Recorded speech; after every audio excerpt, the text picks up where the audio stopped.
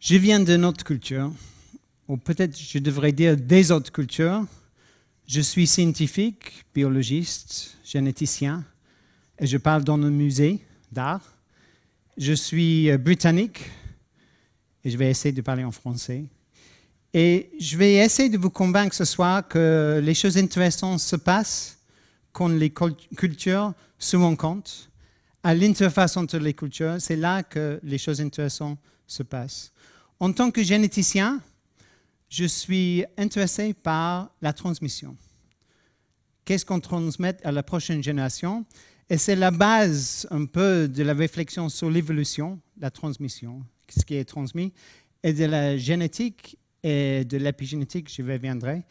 Et la question qu'on va ensemble essayer de poser ce soir, c'est à quel point les sciences dures pour nous aider à comprendre la culture. Est-ce qu'on peut tirer les idées de l'évolution et de la génétique pour comprendre un peu la transmission de la culture, la genèse de la transmission de la culture? Est-ce qu'on peut parler d'une évolution culturelle? Est-ce qu'on peut parler d'une culture épigénétique? On va voir ensemble. Tout ça en 13 minutes, qui est un grand challenge. Et donc, pour m'aider, je ne peux pas faire tout seul, donc je choisis 13 personnages, les grands scientifiques et d'autres, pour m'aider. Et évidemment, avec 13 tableaux que je montais, je me suis baladé dans le musée et j'ai trouvé 13 tableaux pour nous accompagner. Allez hop. Ça commence avec ce monsieur. C'est Charles Percy Snow, qui est physicien et écrivain en Angleterre. Et en 1961, il a écrit un livre sur The Two Cultures, les deux cultures. Et le problème de Snow était que l'Angleterre, il y avait une division entre la culture scientifique et la culture des arts et des artistes. Les artistes et les scientifiques ne se rencontraient pas. Et donc, ça lui pose un problème pour l'évolution de l'Angleterre pendant l'ère de la révolution industrielle. Et je constate que 50 ans plus tard, on a encore cette division entre les cultures. Si on focalise sur un morceau de ce tableau, le noir et blanc, et on voit souvent les deux cultures, art et science, sont posées une contre l'autre. Noir contre blanc, droite contre gauche. Et ce que je veux proposer, c'est que ce contradiction entre art et science n'est pas très constructive et qu'on devrait focaliser pas sur le noir et le blanc, mais l'endroit entre les deux. C'est à l'interface entre les disciplines, entre les cultures, qu'on crée des choses nouvelles. Et donc, entre le noir et le blanc, il y a le gris. Et je sais, vous allez penser que le gris est assez ennuyeux, mais regarde ce que le maître fait avec toutes les nuances de gris. On m'a demandé de parler de ce monsieur, Francis Galton, qui nous a donné l'idée de nature-nurture, ce que vous allez dire en français, inné et l'acquis, à quel point nos caractéristiques, nos identités viennent de la nature, de la génétique, de la biologie, ou du nurture, de l'environnement, de la culture. Le cousin de Francis Galton était ce monsieur, Charles Darwin.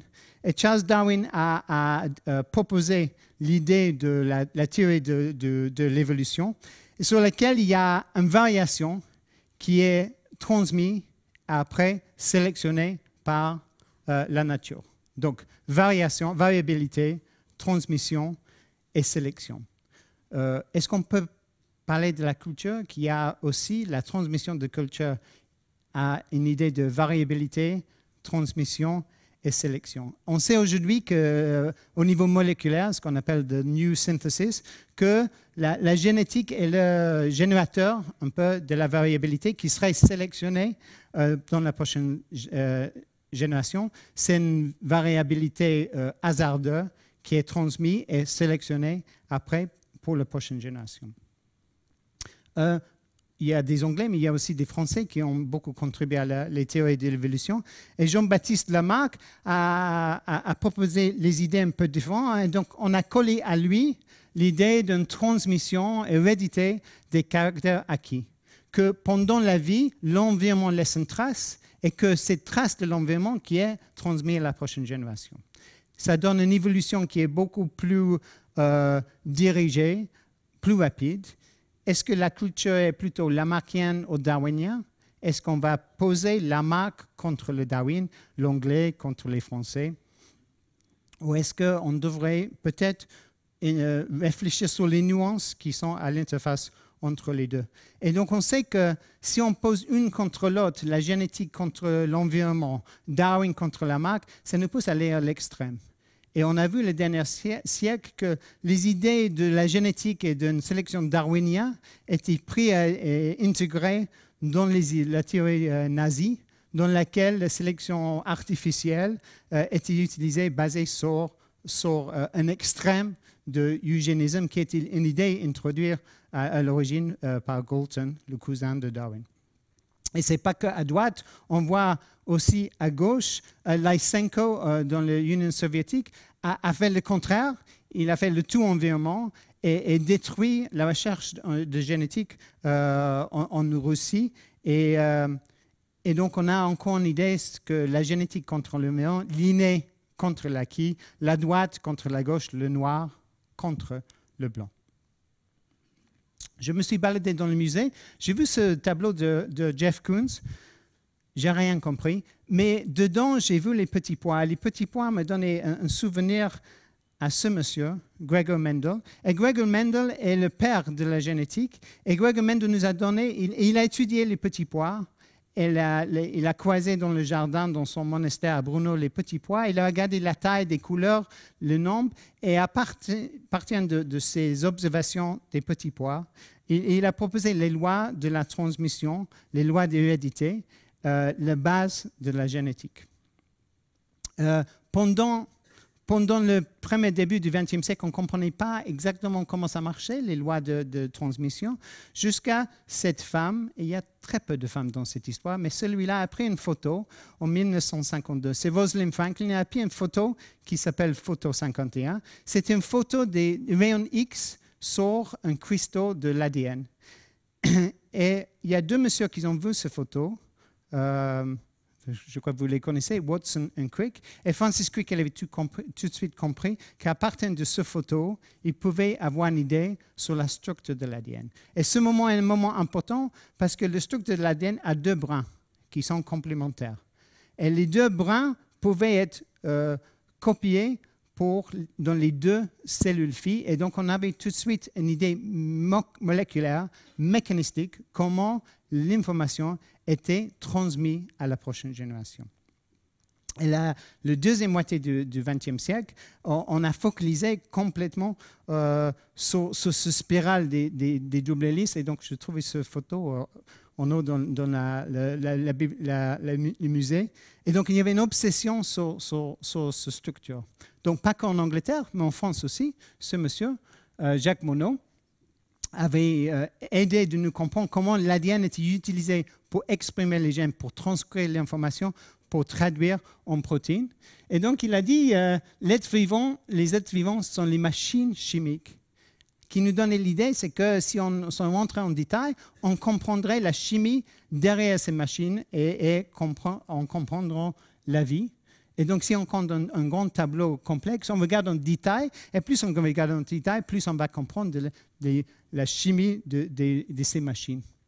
À part qu'il faut écouter les femmes. Cette femme, Barbara McClintock, nous a dit que, en fait, ce n'était pas si simple. Le génome était dynamique et assez bordélique, et que si on regarde les tableaux, même si on plonge en détail, peut-être on comprendrait plus, peut-être on comprendrait moins. Jusqu'à arriver à ce monsieur, Conrad Waddington. Conrad Waddington est le père de l'épigénétique. Et ce qui l'intéressait, c'était l'interaction entre génotype et phénotype. Il a dit, entre les deux, il y a toute une série de grilles qui sont les mécanismes complexes de développement. Et il a dessiné ce dessin de ce qu'il appelait le paysage épigénétique. Tout en haut de la montagne, il a les cellules souches qui peuvent avoir en bas toute une série d'identités. Et donc, l'identité d'une cellule va être déterminée par son génome et l'interaction de son environnement et son passage sur la montagne. Et donc, on a Mendel et la génétique contre Waddington et l'épigénétique. Et encore une fois, est-ce qu'on devrait dire contre ou plutôt avec? La génétique avec l'épigénétique. Un exemple, donc si je prends deux jumeaux, c'est celui-là c'est moi et mon clone génétique qui est mon frère, et on voit que même les jumeaux qui ont le même génome n'ont pas exactement les mêmes caractéristiques. Et donc Andy Warhol nous a montré qu'on peut copier, c'est jamais identique parce que la vie ajoute sur le génome des autres marques qui donnent les caractéristiques. Et donc, si le génome, si je tourne vers Yves Klein, le génome est plutôt statique et peu intéressant, l'épigénome, c'est plutôt dynamique, excité, avec toute cette vie et toute cette couleur. Donc, on a besoin des couleurs. On a besoin des disciplines, mais les disciplines sont cloisonnées dans les musées, dans les universités, les bâtiments de biologie et les bâtiments de chimie. Et donc, ce qu'on a besoin de décloisonner les disciplines pour qu'ils peuvent rencontrer. Parce que c'est à la rencontre entre les disciplines, entre le noir et le blanc, qu'on va créer le gris. Et après qu'on a créé le gris, évidemment, on mélange toutes les couleurs. On a toute la beauté de tous les tableaux qui sont dans les musées. Et donc, juste pour terminer, je vous demande de mettre vos deux mains. Regardez les deux mains qui sont similaires, mais pas identiques, complémentaires, droite et gauche. Levez les mains et mettez les mains s'il y a quelqu'un contre vous. Mettez les mains, touchez la main de l'autre. Sentez l'interface entre les deux, sentez la chaleur, la dynamique de cette interface. Et maintenant, mettez les mains ensemble. Merci beaucoup.